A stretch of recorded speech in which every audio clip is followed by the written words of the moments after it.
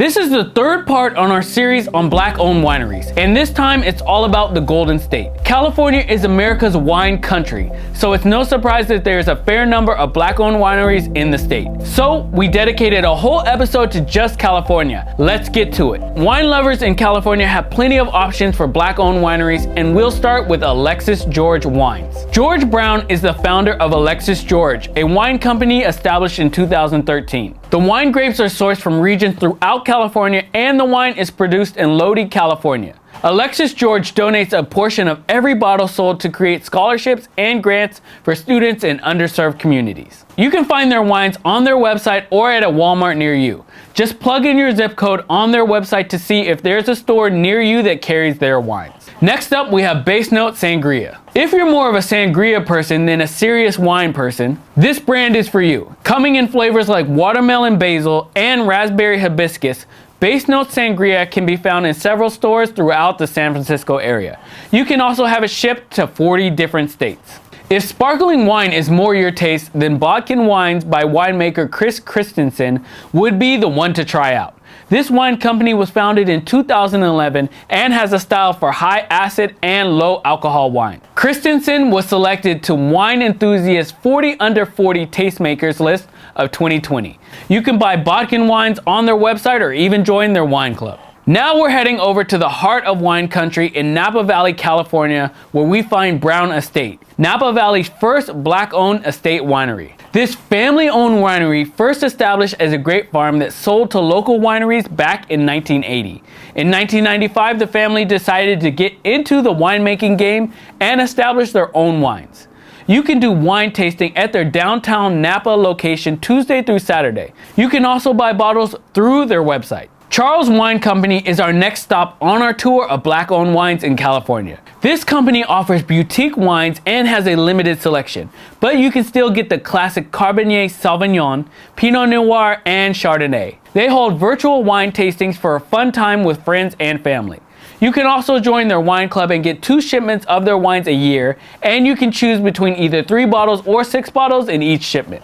Ex-NFL player Charles Woodson is the owner of the next winery we'll be checking out, Charles Woodson's Intercept. Charles developed his love for wine while in Napa Valley for training camp when he was playing for the Oakland Raiders. Intercept wines are available at grocery stores and restaurants all over the country, and you can go on their website to plug in your zip code to see where you can find a bottle or 2 near you. You can also make your purchase on their website. If you're headed to Sonoma Valley for wine tasting, one of the must-visit wineries is Corner 103. Opened in 2015, Corner 103 was voted Best Wine Tasting Room in America by USA Today. The popular food and wine pairing experience is by appointment only and costs $60 per person. If you're too far to visit in person, Corner 103 has a wide selection of award-winning wines. You can order from their website along with recipes for dishes that pair well with their wines. Moving from one award-winning winery to another, up next we have Darjeeling Jones Wines, a small family-owned winery specializing in boutique wines. Owner and winemaker Darjeeling Jones' wine journey started as a plant pathologist working on disease of wine grapes in Napa Valley. You can find these brand wines at a few locations in Texas and only one market restaurant in San Francisco for now. But you can order single bottles on their website or join their wine club. Up next, we have Domaine Curry, a wine brand from Aisha Curry and Sidel Curry Lee. This wine brand pays homage to 2 strong women with 2 bold red wines that was released recently. Domaine Curry was acquired by the Prisoner Wine Company, but the Curry women continue to be the faces and the name behind the brand. From the Curry women to another icon of the Bay Area, we move over to Earl Stevens Wines. And if you're not familiar with the name Earl Stevens, you're probably not alone. You know him by his other name, E40. Tell me when to go. Tell me when to go.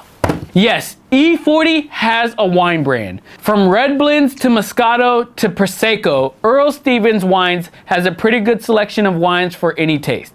These wines can be found all over the country. Just head over to their website to locate a store near you. From one musician to another, next up is Flow Wines by jazz musician Marcus Johnson. Flow stands for the love of and was selected as USA Today's top 10 celebrity wine lines. The line features a rosé, Chardonnay, and Cabernet Sauvignon, and the wines are available in California, Washington, D.C., Florida, Illinois, Maryland, Nevada, South Carolina, and Virginia. They're also available on the company's website. If you want to venture outside of the grape-based wines, then check out Free Range Flower Winery. Alia Nitoto, the winemaker behind Free Range Flower Winery, makes wines from flowers. That's right, flowers. She ferments flowers like lavender, marigold, hibiscus, and rose. The finished product looks like grape wine and have about the same alcohol level. You can be introduced to these unique wines at their winery tasting room in Livermore Valley, California, or you can get a bottle on their website. The next winery is also a woman-owned winery, actually the only black-owned vineyard located in the heart of Sonoma wine country. Fogcrest Vineyard was established in 1998 and started out selling grapes to local winemakers.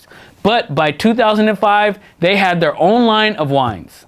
Their tasting room is open daily from 11 a.m. until 5 p.m. by appointment. They have 3 options to join their wine club, and you can order their wines by the bottle on their site. Winemaker Raymond Smith is the owner of the next California wine brand we will look at, Indigene Cellars. Established in 2006, Indigene Cellars is a small family-run winery with a great selection of wines for every taste. They have a small and charming tasting room located in Paso Robles, California. It's open to the public Thursday through Sunday and by appointment only Monday through Wednesday. If you're an out-of-towner, you can stay at the Indigene Inn, a home located on the golf course in Paso Robles. The 3-bedroom, 2-bath can accommodate up to 6 guests, and overnight guests receive complimentary wine tasting. The next black-owned wine company is Lob J Wines by winemaker Danny Glover, not the Danny Glover you're thinking of. This brand specializes in Pinot Noir, but also offers Sauvignon Blanc for white wine lovers. You can sign up to receive 2 bottles 4 times a year or 4 bottles 4 times a year by joining their wine club. Or you can just buy a single bottle on their website to give them a try. Longevity Wines is our next stop, and this one is located in Livermore, California. Established in 2008, Longevity Wines was awarded Livermore Valley Winery of the Year in 2018. This family-operated brand has an indoor-outdoor tasting room that's open Thursday through Sunday, and you can even bring your own food to enjoy along with your wine tasting. Another celebrity that has gone into the wine business is singer-songwriter John Legend with the brand LVE. LVE wines are produced in collaboration with Raymond Vineyards, one of Napa Valley's largest wine producers. Besides the classic red and white wine bottles, LVE also offers wine in cans actually. There is a wide price range for LVE wines, from a $20 sparkling rosé bottle to a $245 Cabernet Sauvignon. Next up, we're headed to Oakland, California. Located in Oakland, California, McBride Sisters Wine Company was founded by sisters Robin McBride and Andrea McBride John. The sisters were raised apart, one in California and the other in New Zealand, not even knowing each other. But their love for wine led them on their path to establish their own wine brand in 2010. Since then, the McBride Sister Wine Company has grown into one of the largest black-owned wine companies in America with multiple types of wine offerings.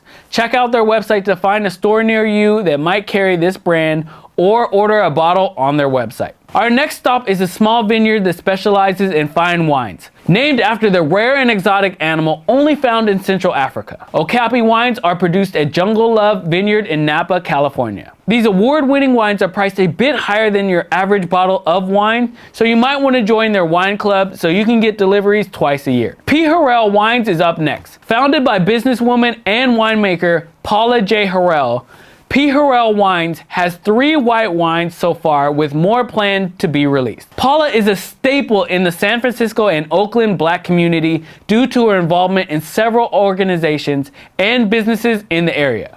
Winemaking is just one more to add to the list. P. Harrell Wines has partnerships with several tasting rooms in California, and you can check out the list on their website. You can also buy a bottle when you're there. Wade Cellars, our last wine brand, was co-founded by none other than Dwayne Wade. The ex-NBA player and wine enthusiast first visited Napa Valley in 2014 and fell in love with the winemaking process.